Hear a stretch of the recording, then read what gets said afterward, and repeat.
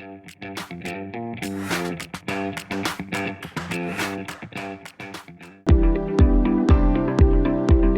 everyone, and welcome back to English Pod. My name is Marco. And my name is Catherine, and today we have a cold lesson. That's right. It's the winter season, and of course, it gets cold in a lot of different places around the world, and so we're going to talk about heating. Okay, this is very important, but before we do get started, we have a very important word to preview in Vocabulary Preview. Vocabulary Preview. All right, so we're going to preview the word freezing. It is freezing today, by the way, so this is very appropriate. Freezing means very, very, very cold. Okay, it is freezing. Okay, so it's very cold. It's freezing today. It's so cold, in fact, you can't have water outside because the water will become ice. It will freeze. Okay, great word. So let's listen to our dialogue for the very first time.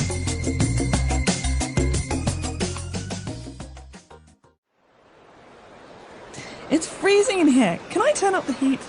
Don't touch that thermostat. You don't pay the bills around here. Dad, are you serious? What's the point of having central heating if we can't use it? Look, I can see my breath. Put on a sweater. I'm not going to let you run up my heating bill just because it's a bit chilly. Dad, I'm going to catch a cold. When I was your age, my parents didn't have central heating like you do. We had a furnace in the center of the living room, and that was it. We used it to cook, heat the house, and even dry our clothes. We never caught a cold. You should be grateful. All right, we're back, and this is actually what a lot of dads are like, I think, around the world. Yep, my dad definitely liked to keep the heat low Really? in our house. Yeah. All right, so we'll talk about that a little bit later, but let's take a look at some 4 words on language takeaway today. Language Takeaway. Well, this first word is important for anyone who has a home with heating. It's called a thermostat. All right, a thermostat. What is a thermostat? A thermostat is a dial or a device. A device on the wall that tells you how hot or how cold the house is. It's like a thermometer for your house. Okay, so you can move the thermostat, the temperature, to make the house warmer or colder, right? Right, so if it says it's 20 degrees and I think that's too cold, I can turn the thermostat up to 23 degrees. All right, and very much related to a thermostat and what this device does is our next word, central heating. Right, so if you have central heating, you have a thermostat. That's the way to control the heat. And central heating means that you have one heater for the whole house. And so the air comes into all the different rooms. So not many places in China have this, but for example, in the United States and Canada, it is very common. Okay, so your house or your apartment building will have central heating, and then you can control how cold or warm the house is with thermostats. Exactly. Very good. And well, our next word is related to temperature, and it's chilly. Chilly. Okay, so there's a big difference between chilly and freezing. Freezing means very, very, very cold. Chilly means a little cold. Right. So it's a little cold. It's a bit chilly. Right, so it's a bit chilly today. I'm going to wear a hat. Okay, if it's freezing, I'm going to wear a hat and mittens And and a coat. scarf and coat and boots. All right. So if it's a bit chilly, it's not very cold. And well, moving on, the dad mentioned about him having a furnace when he was young. That's right. The dad had a furnace in his house, and the furnace is a way to heat your house. It's like a stove. So yeah, just consider it like a big oven, right? Maybe you've seen it in the old movies where you would have to throw firewood into the furnace to make it heat up the house. Exactly. And so this is very common in older homes and not very common in apartments. Right. And well, that's all the words we have for language takeaway today. Why don't we listen to this chilly dialogue again?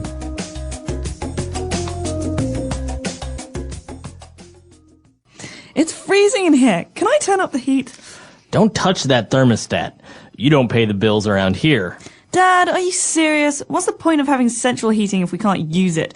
Look, I can see my breath. Put on a sweater. I'm not going to let you run up my heating bill just because it's a bit chilly. Dad, I'm going to catch a cold. When I was your age, my parents didn't have central heating like you do. We had a furnace in the center of the living room, and that was it. We used it to cook, heat the house, and even dry our clothes. We never caught a cold. You should be grateful. All right, we're back. So now we have prepared for you 3 key phrases on Fluency Builder. Fluency builder. Okay, so this first phrase is related to thermostat, okay?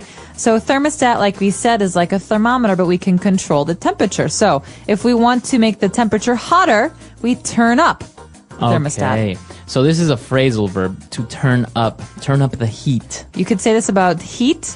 You could say this about noise, too. Can you turn up the radio? Turn up the volume. Mm-hmm. So it's to increase. To increase, to make bigger or warmer or louder. All right, and if we wanted to decrease the temperature in the thermostat, you would say turn down. Turn down the heat. Exactly. So it's too hot in here. Can you please turn down the heat? All right, very good. And our next phrase is, the dad was talking about the bills and how expensive it is to use the thermostat. And he said, I'm not going to let you run up my heating bill. Okay, so a bill is like, something that you pay. It's money. And so in this case, I don't want you to run up the bill. That means to increase the amount of money I have to spend. Mm-hmm. So maybe if you leave your television on all night, you're running up your electricity bill. Exactly. Or if you talk on the phone 10 hours a day, you run up the phone bill and your mother kills you. Right. All right. And the daughter was complaining about her catching a cold, to catch a cold. All right. So remember this. A cold is when you have maybe a runny nose and a cough and a sore throat. It usually happens when the weather changes, but we don't get a cold. You catch a cold. Okay. And remember, like in baseball, you throw and catch. It's something that's fast. All right. So you catch a cold. What about the flu? Do you get the flu or catch the flu? So you can't catch a flu, but you can catch a cold. Just remember this phrase, to catch a cold. I caught the cold. Mm-hmm. No, to catch a cold, or I caught a cold. It's almost like if I have it, I could throw it to you, Marco. Achoo! And you catch it. Right, because it's in the air, the virus and everything. It passes very quickly. All right, very good. So an interesting dialogue. Let's listen to it one last time.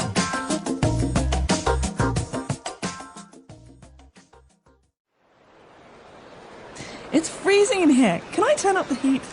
Don't touch that thermostat. You don't pay the bills around here. Dad, are you serious? What's the point of having central heating if we can't use it? Look, I can see my breath. Put on a sweater. I'm not going to let you run up my heating bill just because it's a bit chilly. Dad, I'm going to catch a cold. When I was your age, my parents didn't have central heating like you do. We had a furnace in the center of the living room, and that was it. We used it to cook, heat the house, and even dry our clothes. We never caught a cold. You should be grateful.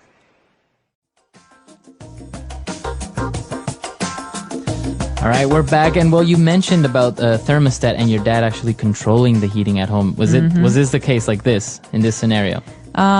It was. Sometimes would have to wear more clothes because we didn't want to run up the bill. But we had a special situation in my house because I'm from Chicago and it's very cold in the winters in Chicago, but we had a fireplace. Okay, so even if it was very cold, we always had firewood and we could put on the fire in the fireplace to keep warm. So everyone would stay in the living room and read and listen to music and just, relax. Now, I heard that because, when you're burning wood, it causes some pollution. In some cities, it's banned, right, to actually turn on to have a fireplace. That's right. Mm-hmm. Yeah. So, but in Chicago, you can still do it. Absolutely. And in most of the states, you can. Although a lot of people in new houses, they don't have real fireplaces. They have electric fireplaces. And so you can use a light switch to turn on your fire. It's not a real fire. It's just a glowing fancy light. Yeah. All right. Well, very good. This is an interesting lesson, especially because the winter season is coming up and, everyone is cold. So we hope you enjoyed it. Heating. Understanding warmth in our lives. This topic is about heating, and it is made to help people who are learning English at the elementary and intermediate levels. Heating is an important part of life, especially in places where the weather can get cold. It helps people stay warm, safe, and comfortable in their homes, schools, and workplaces. By learning about heating in English, learners can improve their vocabulary, understand how heating systems work, and feel more confident in everyday situations, such as asking for help with a heater or talking about the temperature. Heating is something we all use, but we don't often think about how to talk about it in another language. This topic gives learners the chance to build their English skills by exploring something useful and real. Through this topic, learners will practice reading, listening, speaking, and writing about heating in simple and clear ways. They will learn new words, phrases, and sentences that are used in daily conversations about warmth and heating. This is a practical and meaningful way to improve their English and use it in the real world. What heating is and why it matters. Heating is the process of making a place warmer, especially when the weather is cold. People all over the world use different kinds of heating systems in their homes, schools, and other buildings. Heating is not just about feeling warm and cozy. It is also important for health and safety. When the weather is cold, our bodies lose heat quickly. If we don't stay warm, we can get sick or feel very uncomfortable. Heating helps us keep our homes at a safe and comfortable temperature so we can sleep well, study well, and enjoy our time indoors. There are many different ways people use heating. In some homes, people use heaters that blow warm air. In other places, people may have radiators, which are metal parts on the wall that get hot and warm up the room. Some homes use wood or coal stoves, especially in small towns or villages. In very modern buildings, heating can come from the floor or from the walls. Some systems use electricity, while others use gas, oil, or firewood. Each type of heating works in a different way, and each one has good and bad points. Heating is also different in different countries. In cold countries, heating is very important and used for many months. People prepare for winter by checking their heating systems, buying fuel, and making sure windows and doors are closed tightly. In warmer countries, people might not use heating at all or only use it for a short time during the coldest months. Some people even use electric blankets or small portable heaters just for a few hours. Learning how heating works in different parts of the world helps English learners understand different lifestyles and cultures. Knowing how to talk about heating in English is very useful. For example, if you're visiting another country, living in a dormitory, or renting a house, you might need to ask questions about the heater. You may need to say, "The heater is not working," or "How do I turn this on?" You may also need to understand signs, instructions, or labels on a heater. If the weather report says it will be very cold, you might talk about needing more heat. All these small conversations are part of daily life, and they help you stay comfortable and safe. Learning English through the topic of heating also gives you the chance to practice many useful words. Words like warm, cold, temperature, heater, fireplace, blanket, and thermostat are just a few examples. You will also come across verbs like turn on, turn off, adjust, increase, or fix. These are words that are used in many other situations too, not just about heating. So by learning this topic, you are also learning how to communicate in many parts of daily life. Talking about heating can also lead to other interesting topics like energy use, saving money, helping the environment, and how people in the past stayed warm without modern technology. It can help you ask questions like, how do we stay warm in a smart way? What are better ways to heat a house? How can we save energy and still feel comfortable? By deeply learning about heating, learners not only improve their English, but also understand an important part of everyday life. It helps them talk clearly about their needs, understand others better, and become more confident using English in practical and meaningful ways. Types of heating and the words we use. Heating is something that comes in many forms. Around the world, people use different systems and tools to stay warm during cold days and nights. Each type of heating has its own words, sounds, smells, and even feelings. For English learners at the elementary and intermediate levels, understanding the types of heating and the vocabulary that goes with them is a great way to build language skills while learning about real-life situations. Let's begin with central heating. This is one of the most common ways to heat homes and buildings, especially in colder countries. Central heating usually works by using a boiler that heats water. The hot water then travels through pipes to radiators in each room. Radiators are metal objects that spread the heat into the room. Some radiators are hot to the touch, and you can feel the warmth when you stand near them. When talking about this system, people often use words like boiler, pipes, radiator, circulation, and thermostat. A thermostat is a device that controls the temperature. You can turn it up to make the room warmer or turn it down to save energy. Next, there is electric heating. This type of heating uses electricity to make heat. One example is an electric heater, which is a small machine that you can plug into the wall. It blows warm air into the room. Some electric heaters are portable, so you can carry them from one room to another. Others are fixed into the wall. Some homes even have electric heating inside the floor. This is called underfloor heating. The words that are common with electric heating include plug in, switch on, coil, fan, socket. Learners may also hear warnings like do not cover or keep away from water on these machines. There's also gas heating. In this system, a gas furnace or a gas heater burns fuel to make heat. The heat is then spread through the house. Gas heating is often cheaper than electricity, but it needs to be used carefully. There are safety concerns with gas, like gas leaks or carbon monoxide. For this reason, people often talk about gas safety, ventilation, carbon monoxide detectors, and annual inspections. Understanding these words can help you stay safe and ask the right questions. In some places, especially in the countryside or in colder regions, people still use wood or coal for heating. They may have a fireplace or a stove. A fireplace is a place where you can burn wood to make a fire. A stove is like a closed box where fire burns, and it warms the whole room. People using this kind of heating often talk about firewood, logs, ashes, chimney, smoke, burn, and clean out. You might hear someone say, add more wood to the fire, or the chimney needs cleaning. These are common phrases when heating is done the traditional way. Besides these main types, there are also smaller items people use to stay warm. People use electric blankets, hot water bottles, heated pads, or thick comforters. These are not part of a big heating system, but they help in personal comfort. The vocabulary in this area includes blanket, quilt, warm up, wrap, heat up, and cuddle. For English learners, it is helpful to also learn the phrases people use in daily conversation about heating.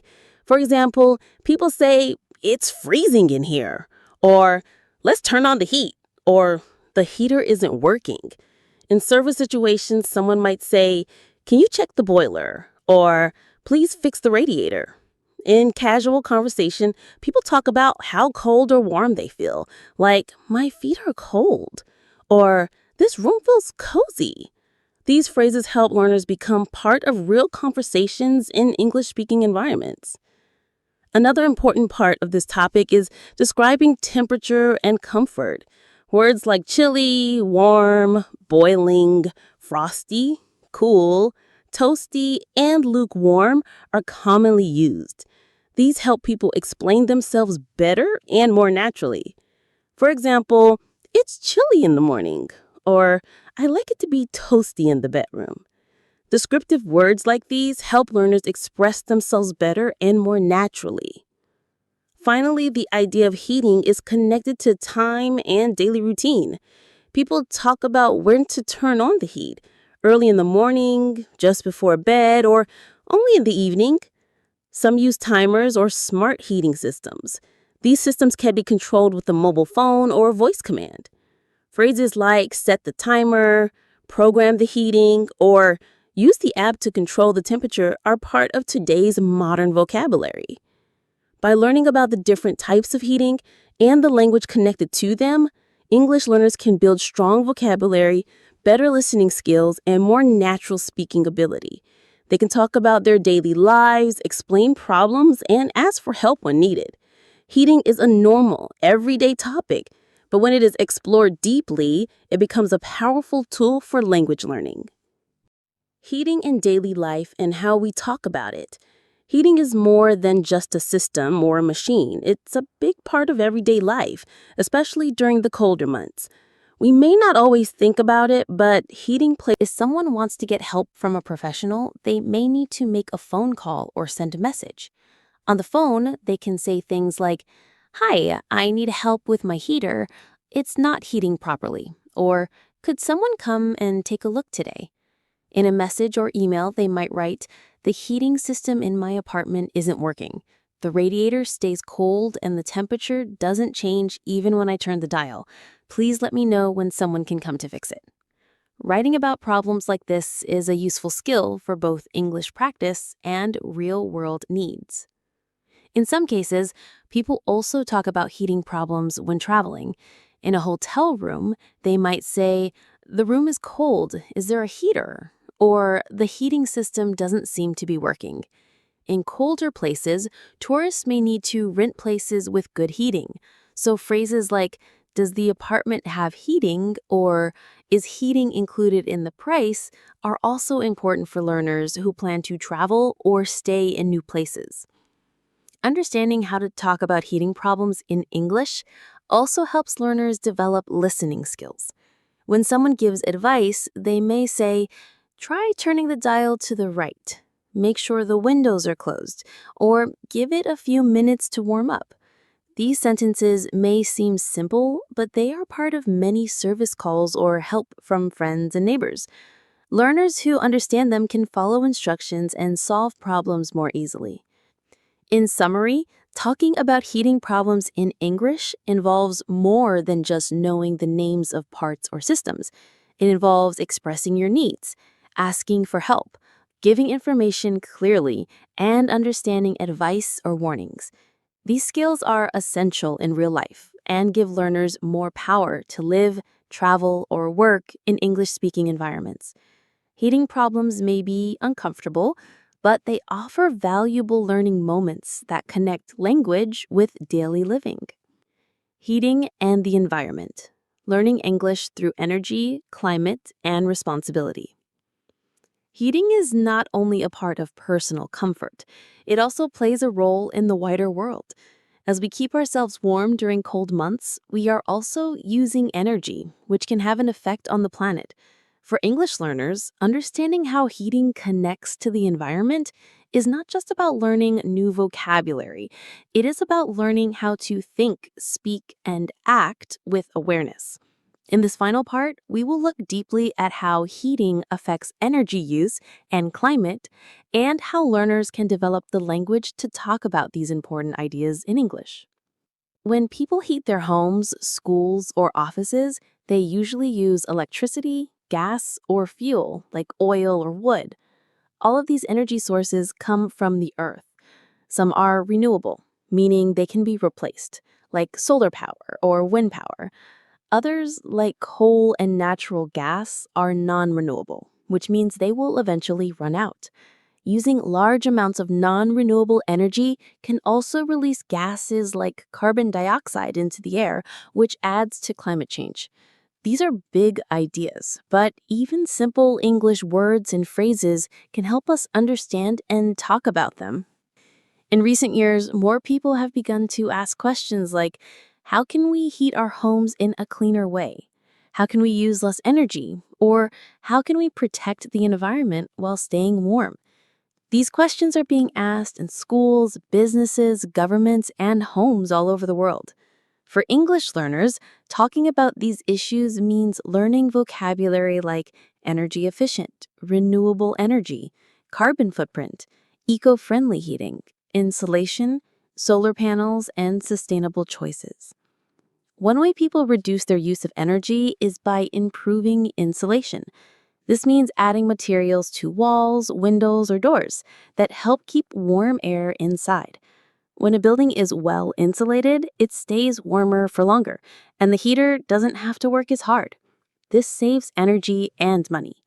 Phrases like energy-saving windows, double-glazed glass, and seal the drafts are useful for learners to understand when reading about or talking about ways to improve a home. Another way people use less energy is by switching to smart heating systems. These systems can be controlled by a smartphone or a timer. They let people heat only the rooms they are using and only at the times they need. For example, someone might say, I set my heating to turn on 30 minutes before I get home. Or, the app lets me turn off the heater when I'm not in the room. These are real-life examples of how heating is changing and how new language can grow around it. Solar heating is another topic that combines heating and the environmental care. Solar panels can collect the sun's energy and use it to heat water or air inside a building. This kind of heating does not create pollution and can be used in many places around the world. Learners can use phrases like solar-powered, natural heating, clean energy, and green technology to describe these systems.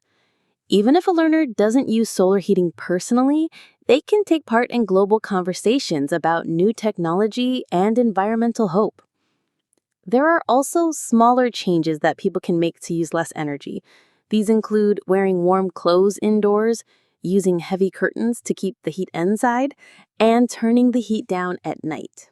In English, we talk about these habits using simple sentences like lower the thermostat, put on another sweater, or close the door to keep the warmth in.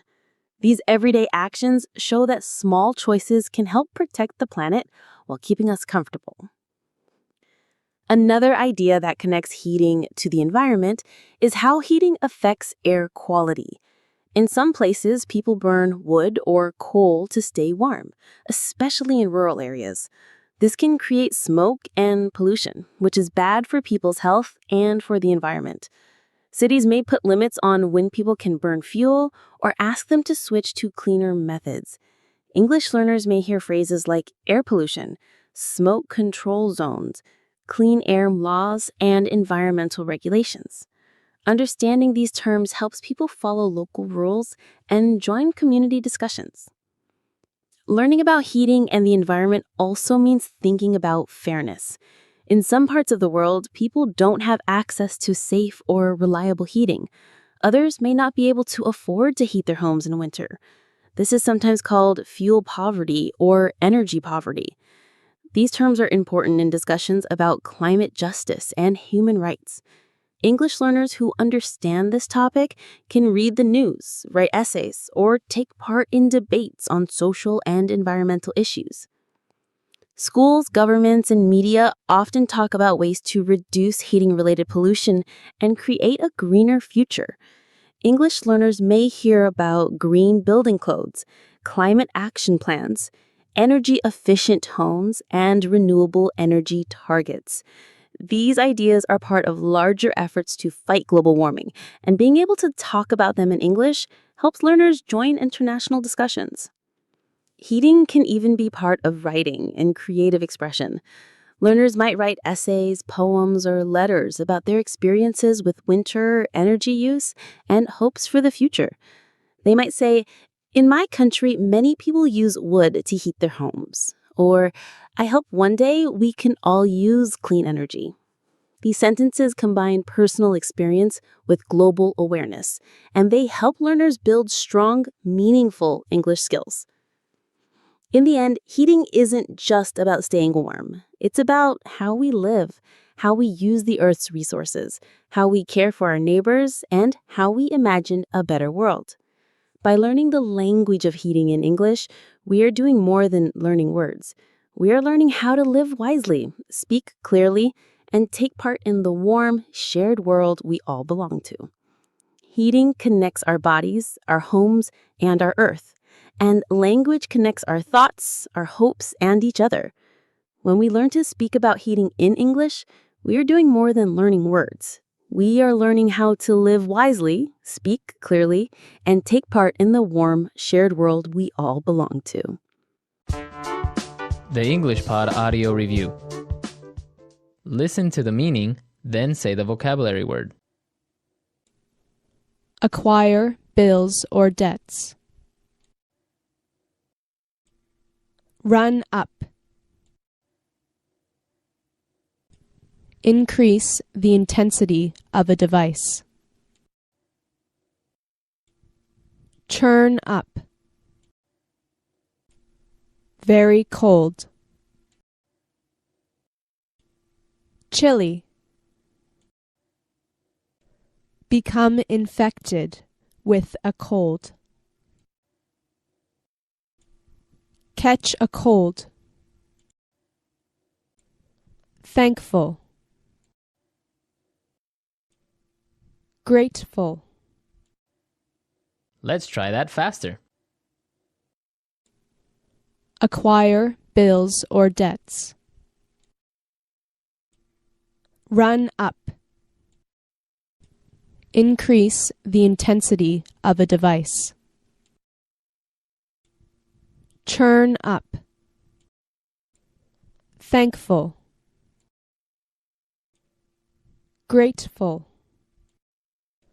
Become infected with a cold. Catch a cold. Very cold. Chilly. Now say the word and hear it in a sentence. Run up.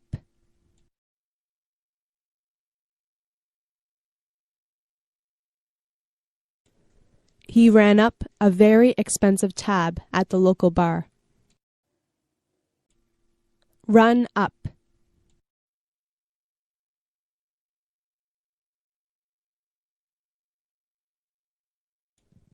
The new heating system they installed ran up their electric bill. Run up.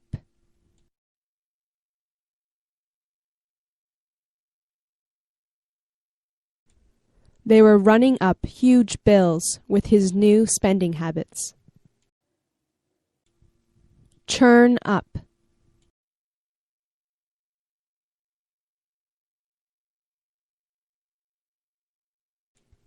Honey, could you please turn up the heat?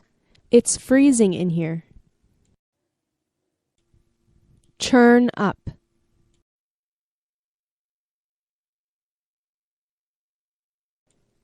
I need to turn up the heat or I'll freeze. Churn up.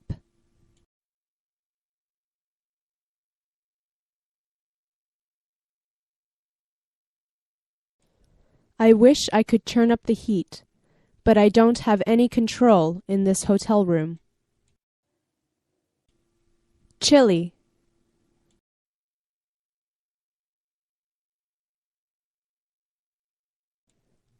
It's starting to get a little chilly in here. Chilly.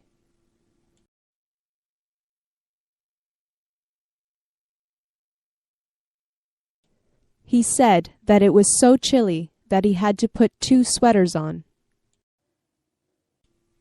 Chilly.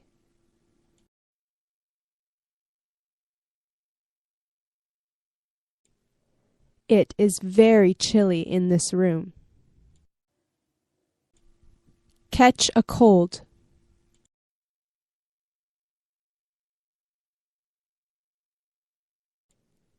You will catch a cold if you don't put a sweater on. Catch a cold.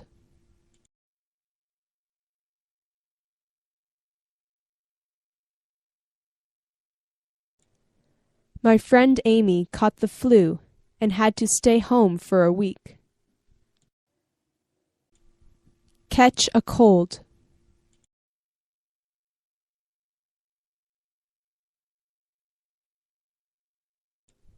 He caught a cold last week, and now we all have it too. Grateful.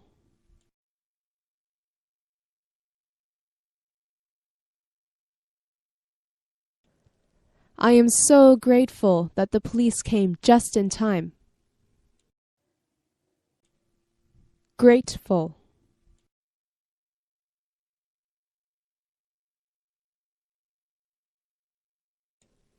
He was so grateful that he could finally see his daughter again. Grateful.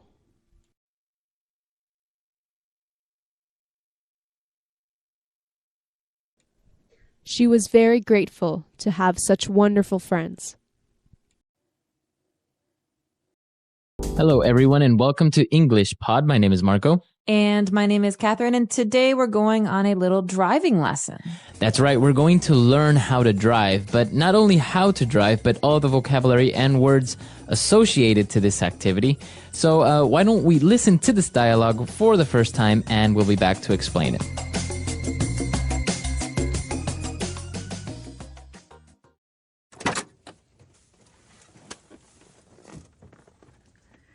Okay, I'm ready for my driving lesson. Should I start the car? Hold on there, Fittipaldi. First, let's go over things one more time. Now, before you even think of starting the car, make sure your seat is at a comfortable position and you can grip the steering wheel firmly.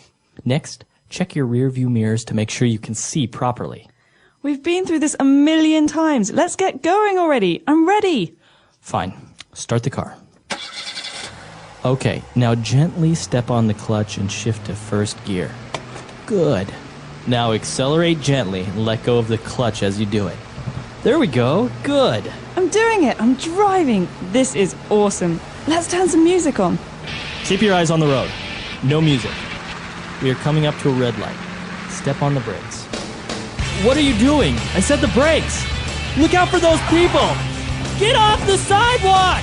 Get out of my way! Oh, this is just like playing video games. It's the police. Pull over. They'll never take me alive!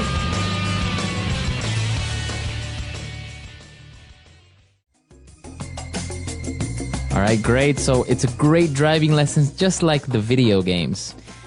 Well, hopefully not like video games. We don't want to hurt anyone. But that comes a little bit later. First, let's check out some of these very important phrases in today's language takeaway. Language takeaway.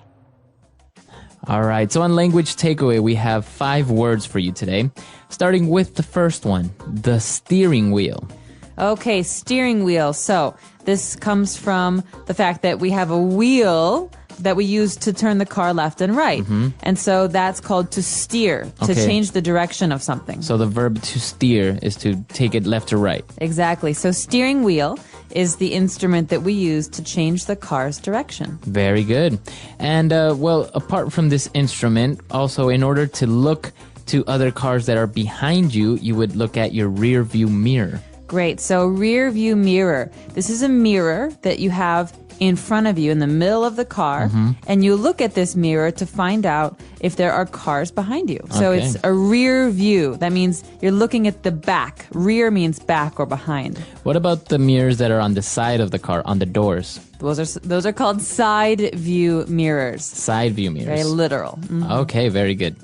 And moving on, he was instructing her on how to drive, and he said, step on the clutch. Well, this is an important word for those of you who are driving manual cars. That means that you have to control the way that the gas goes into the engine by yourself. Mm-hmm. And so a clutch is a pedal. It's the third pedal on the left, and you push this pedal to change gears. Okay, so some cars, they don't have this. For those of you who don't worry about it. But if you do, a clutch is on the far left. It's the third pedal. Okay, so this is for a manual car, manual transmission car, because many people have automatics where you just accelerate and the car automatically changes gears. Exactly. And so a lot of Europeans drive manual cars and have this clutch. Okay, so you step on the clutch, and in order to change gear, you say to shift into first gear. That's right, because if you're driving, you know that you can't go from first to fifth gear, right? Mm-hmm. There's 4 or 5 gears.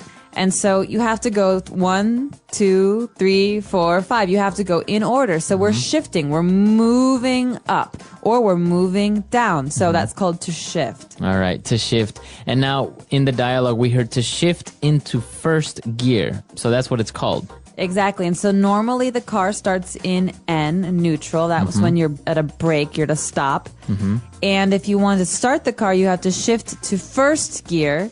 and that's the lowest. That's going to help the car go. Okay, so to shift into first gear.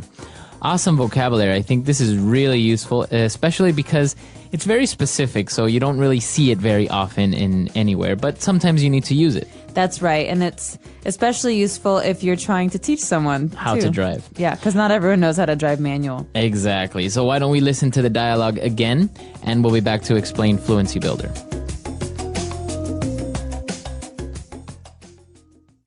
Okay, I'm ready for my driving lesson. Should I start the car?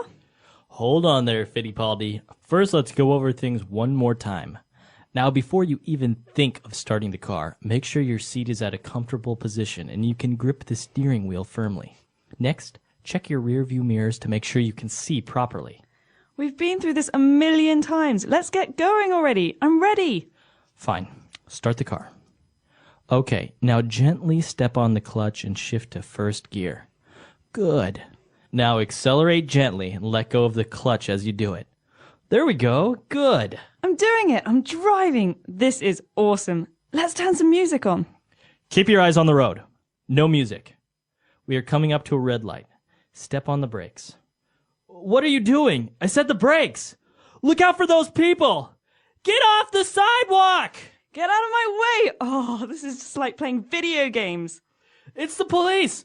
Pull over. They'll never take me alive. All right, we're back. So now why don't we take a look at 4 key phrases in Fluency Builder. Fluency Builder. Well, the first phrase is maybe the most important when driving. It's the first thing you do. You start the car. All right, so you don't say you turn on the car, right? No, so you put the key in the ignition and you start the car. That means you turn it on. What about when you want to turn off the car, turn the car off? You say stop the engine. Stop the car. Stop the car. Stop Yeah, the stop the engine. Stop the engine, right? All right, very good. Moving on, our next phrase is a million times. Why is this a phrase, a million times? It's pretty literal, right? We've been through this a million times. Well, no, it's not literal. Otherwise, I think I might kill the person, because a million times means that we've had this same conversation many times. But you can't actually have it a million times. That's way too many. So it's an exaggeration. Yeah, it's a way to say a lot. So A lot. I've heard him say this a million times. I've heard this story a million times. Or I've done this. I've turned the car on a million times. Okay, awesome. And now, well, they were driving and they heard a police siren and the guy told her to pull over. Okay, so this is a very common car phrase again, especially when you're dealing with the police. So to pull over means to slow the car down and to stop it on the side of the road. Mm-hmm. So you could hear a policeman say, pull over.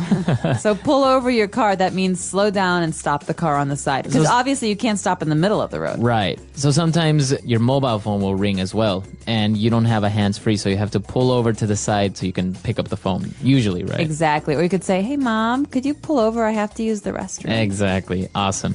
All right, and our last phrase for today is to take me alive, to take someone alive. They'll never take me alive. All right. That's what the character says. And so this is a phrase that we use when we're talking about people who are running away from the law. Mm-hmm. So he says, they'll never capture me. And if they do, I'll be dead. So he's saying either I run free or I die. All right. So to take someone alive is basically that. But is it literal? Would you say? No, this is not literal. He's saying they'll never catch me. Okay, very good. All right, so that's all the phrases we have for today. Why don't we listen to this dialogue for the last time, and we'll be back.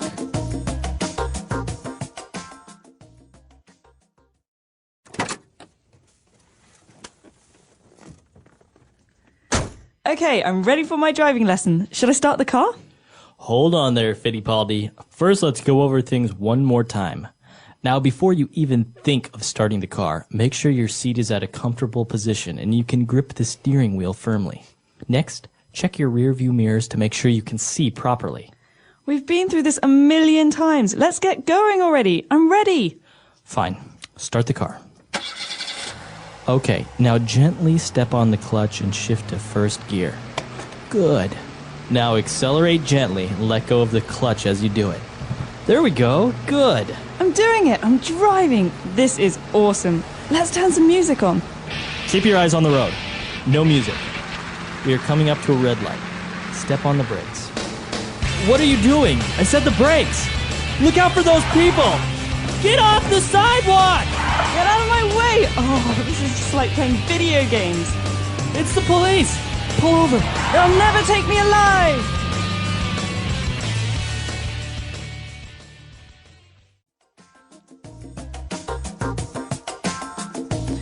All right, we're back. So driving now, this is interesting because as you mentioned, a lot of people in America usually have automatic transmissions, whereas in Europe, maybe they have manual transmissions. Exactly. Is there a reason for that, do you think? I'm not sure what the reason would be. I think a lot of American car makers manufacture more automatic cars in general. Some people say that it's because people in America are less concerned with gas. But if you have a manual transmission, you can actually conserve a bit of gas. And so because gas prices in Europe are higher generally, more people are interested in having manual transmissions. Also, I remember when I was younger, my dad always bought cars that had a manual transmission because he said that if ever they break down, it's much easier and cheaper to fix a car that has a manual transmission than it is to fix an automatic one. That's right. Well, and I personally think that it's better to learn how to drive on a manual transmission car because you can drive any car afterwards. But if you learn an automatic, you'll never know how to drive a manual. There was also a case on television recently about a small child that actually the dialogue is based on it is he took his dad's car and he was like 7 years old and he was driving and was being chased by the police. No way. And then he pulled into his house and got out of the car and ran into the house. So obviously he was an underage driver, but he didn't get into much trouble. But it was interesting because he drove very, very well. That's unbelievable. And basically almost learned it by game simulators, by video games, on how you drive on a video game. Oh, wow. Yeah, well, NASCAR, here he comes. Right.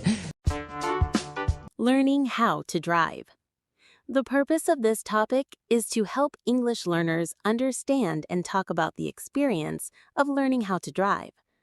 Driving is an important skill in many countries. It gives people more freedom and independence, and it is often needed for work, school, or family responsibilities. Many people around the world need to take driving lessons, pass driving tests, and understand traffic rules. These things are not only practical in daily life, but they also come with a lot of new words, phrases, and situations that can help learners improve their English. By learning English through the topic of learning how to drive, students will gain useful vocabulary, understand real-life conversations, and practice speaking in different situations, such as asking for help, giving directions, or talking to a driving instructor. This topic will also help students become more confident when they hear or use English in driving-related context, such as when reading road signs, filling out forms for a driving school, or talking about driving experiences with friends or family. This topic is especially useful because it connects language learning with something many people experience. Whether someone is learning to drive for the first time or just wants to understand how it works in another country, this topic gives them the tools to communicate clearly and confidently. It creates opportunities to talk about safety, rules, feelings like nervousness or excitement, and even problems that might happen while driving. These are all important parts of learning English in a natural and meaningful way. Learning how to drive. Deciding to learn how to drive. Learning how to drive begins with a decision. For many people, this decision is not easy. Some people feel excited about driving, while others feel nervous or afraid. Some learners grow up in places where driving is common and necessary. Others may come from cities where people mostly use buses, trains, or bicycles. No matter the background, the first step is always to decide that learning how to drive is something important and useful. There are many personal reasons why someone might want to learn how to drive. Some people want to be more independent. For example, they may not want to ask others for rides or wait for buses. Some people need to drive because of their jobs, their family responsibilities, or their studies. A parent may need to drive their children to school. A student may want to attend a university far from home. A worker may have to visit different locations for their job. For all these situations, being able to drive can make life easier and more flexible.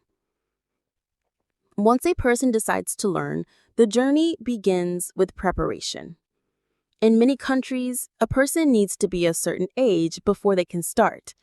They may also need to apply for a learner's permit or take a written test about traffic laws and road signs. This means the learner needs to study both driving rules and the language used to explain those rules. Words like yield, intersection, speed limit, or right of way are not just part of driving, they are also important vocabulary in English. Another important part of the beginning is choosing how to learn. Some people learn from a driving school. These schools often have professional instructors who teach both theory and practice. The instructor usually explains how to drive safely, how to control the car, and how to react in different traffic situations. In many cases, learners also receive a textbook or booklet that explains the rules in writing. This is a great chance to read and understand new words in English. Other learners might practice with a family member or friend who already knows how to drive. This can be more comfortable, but it is still important to learn the correct words and phrases in English, especially if the person will take the driving test in an English-speaking country. Emotions are also a big part of this early stage. Some people feel nervous when they sit behind the wheel for the first time. They might worry about making mistakes, being too slow, or forgetting what to do. These feelings are normal. Even people who drive every day were once beginners. Understanding and talking about these feelings is also a chance to practice English. A learner might say, "I'm a little nervous," or "I hope I don't stall the car." They might also hear the instructor say, "Take a deep breath," or "You're doing fine." These short sentences help build confidence in both driving and speaking. In this early part of learning to drive, the learner also begins to notice new things in their environment. They start looking at the road in a new way. They begin to pay attention to signs, signals, crosswalks, and other cars. All of this is part of becoming more aware and responsible. It is also part of learning English. Every sign has a word or symbol. Every instruction teaches a rule. Every small action, like checking the mirror or using the turn signal, becomes part of a bigger skill, and that skill is connected to language. So starting the journey of learning how to drive is not just about cars and roads. It's about making a personal decision, preparing for a new skill, and stepping into a new world of experience and vocabulary. For English learners, this journey is also an excellent way to improve communication, understand everyday English, and build the confidence to use the language in real and meaningful situations. The learning process, lessons, practice, and building confidence. After deciding to learn to drive and taking the first steps, learners enter the heart of the experience, the learning process. This is the stage where real progress happens, where skills grow stronger with each lesson, and where learners begin to connect physical actions with spoken or written instructions. For English learners, this stage is also a powerful opportunity to connect language with real-life situations, especially since driving involves communication, observation, and quick thinking. A typical driving lesson starts with the basics. Learners are taught how to sit correctly in the driver's seat, how to adjust mirrors, how to fasten their seatbelt, and how to place their hands on the steering wheel. These actions are simple but very important. Each one has specific English words that describe it. For example, learners might hear phrases like adjust your seat, put the car in drive, or press the brake gently. These phrases combine both action and language, helping the student associate English with everyday movements. Next, learners move into more complex tasks, such as starting the car, moving forward, stopping and turning. Each new action brings new vocabulary. When the instructor says, check your blind spot, signal before turning, or keep to the right, The learner is not only practicing driving, but also listening and understanding spoken English in real time.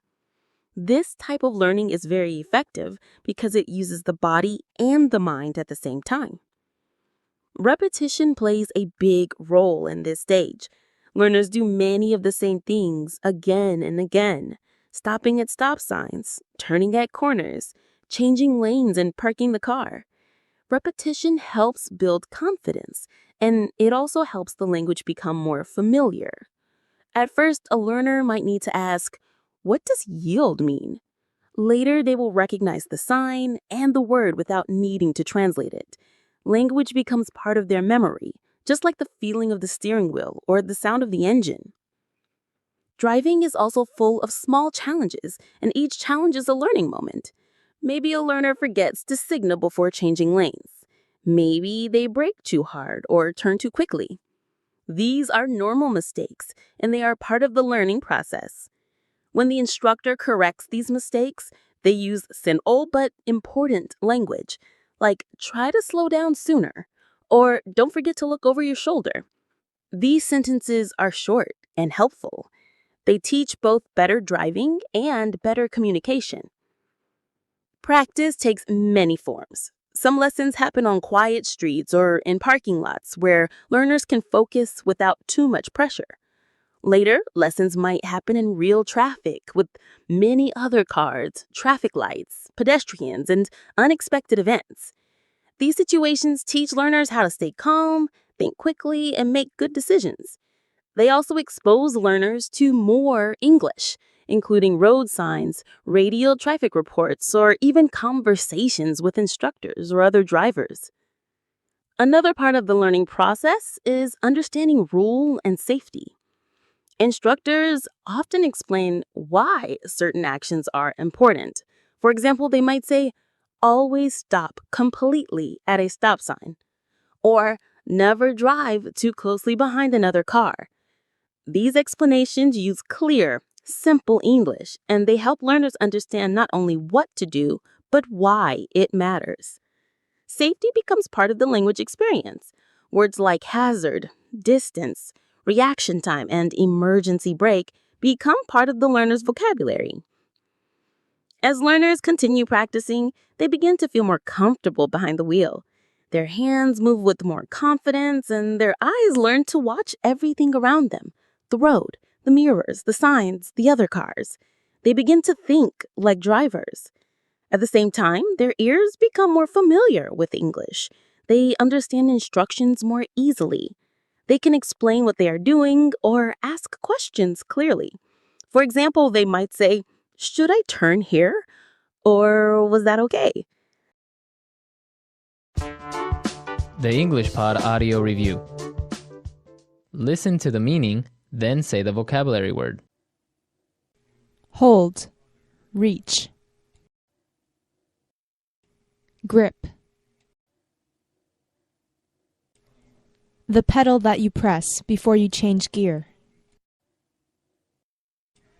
Clutch. The part of the road where people walk. Sidewalk. The wheel which the driver holds in a car. Steering wheel. To move a car to the side of the road and stop. Pull over. Let's try that faster.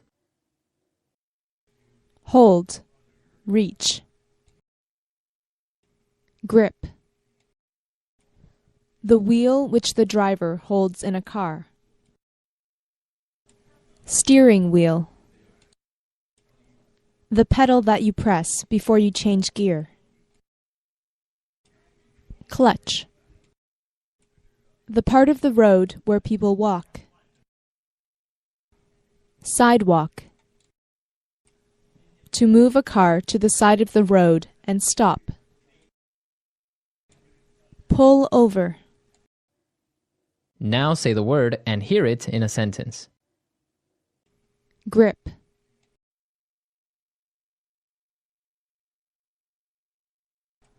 I have a bad grip when it comes to holding on to things. Grip.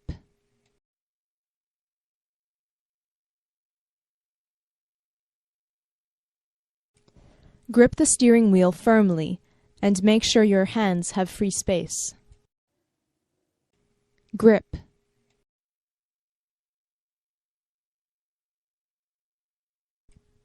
What, are you crazy? Get a grip. Clutch.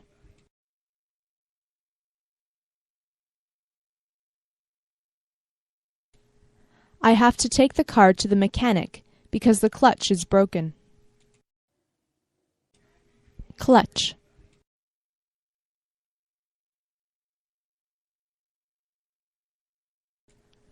Remove your foot from the clutch very slowly as you accelerate.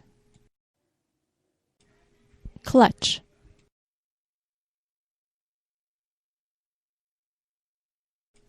Remember to clutch when you want to change gears. Sidewalk.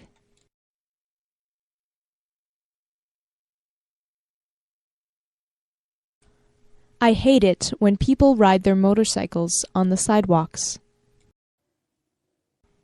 Sidewalk.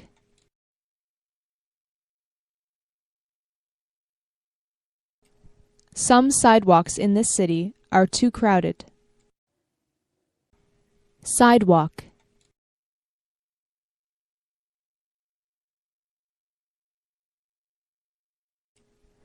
I slipped and almost broke my leg in that sidewalk right there. Steering wheel.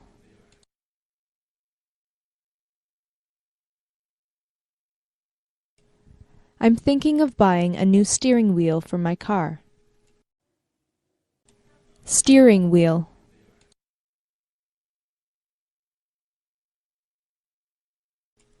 The steering wheel of the car just came out. Steering wheel.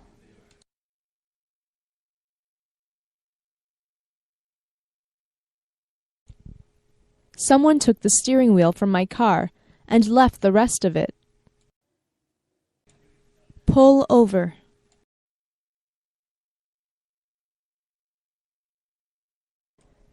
He should have pulled over, but he didn't. Pull over.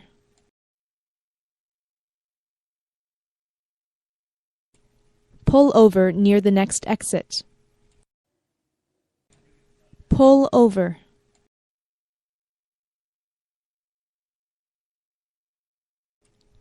Whatever you do, don't pull over.